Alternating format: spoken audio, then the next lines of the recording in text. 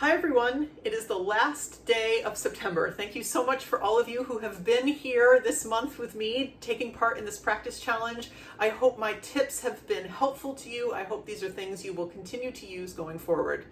For this last day, I wanted to talk more about how I use recording in my practice.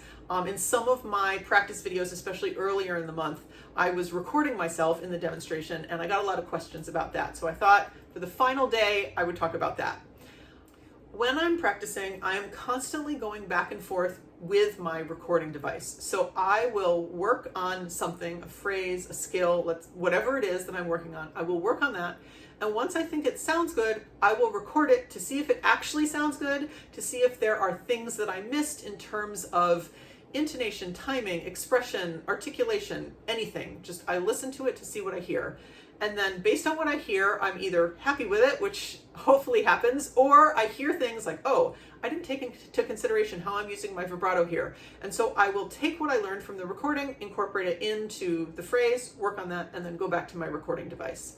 I also use my recording device to help myself assess what's going wrong. So if something doesn't sound good and I can't really figure out why or how to fix it, I will record myself, either video or audio, and then watch or listen back, and often that helps me.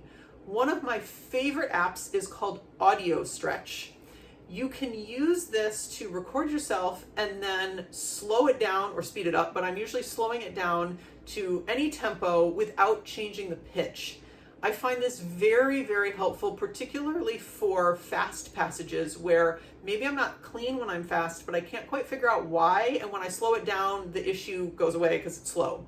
So I will record at tempo and then I will listen to it much slower, and that really helps me narrow down what the problem is. So that app is something I use probably daily. I have learned so much about my sound, about my vibrato, about my articulation, about my phrasing, about evenness, about intonation, everything under the sun I've used, and that app I find really, really helpful. When you aren't recording yourself on a daily basis, I think there's a lot of guesswork going on as to whether it sounds the way you want or whether you have fixed an issue. But if you think it sounds good or you're not sure, just record yourself and listen back. It's very easy these days with our devices to just record really quick and listen. It also really accelerates learning because there's a lot more that we're able to hear when we don't have to pay attention to actually playing at the same time. And it can be like having a teacher in the room with you. I can't tell you the number of times I've recorded a student in a lesson and they listen back and they're like, oh my God, I had no idea that I was rushing there. And then instantly they fix it because they can hear it. You can do that for yourself in the practice room, and you can really speed up the process of learning. I know that recording yourself can kind of make you cringe, but if you don't like how you sound, like you sound that way anyways, and so you might as well find that out in the privacy of your practice room rather than going out unawares into the world and playing that way that you don't like in front of people. If you do it in the practice room and you hear how you sound, you have a chance to fix it rather than playing that way and having no idea that you're playing in a way that you don't actually like. The more you record, the less cringy it gets, and also the distance between what you perceive when you play and what you hear on the recording gets smaller and smaller and smaller. These days, I'm rarely surprised by what I hear on the recording device. So my practice tip for the end of the month today is to record yourself a bunch today. Go back and forth with your recording device. I'm going to put in a video here of myself doing this so you can see it in more detail than some of my earlier videos, but I hope you will start to incorporate recording regularly into your practice routine.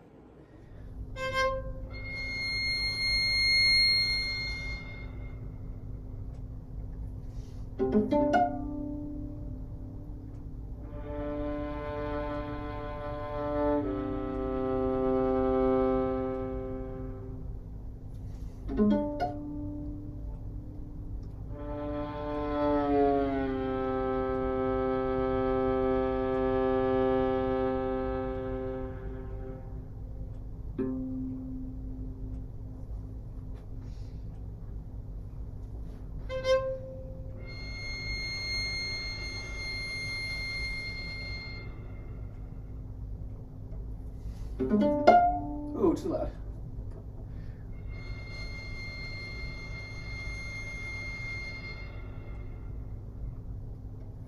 Ooh.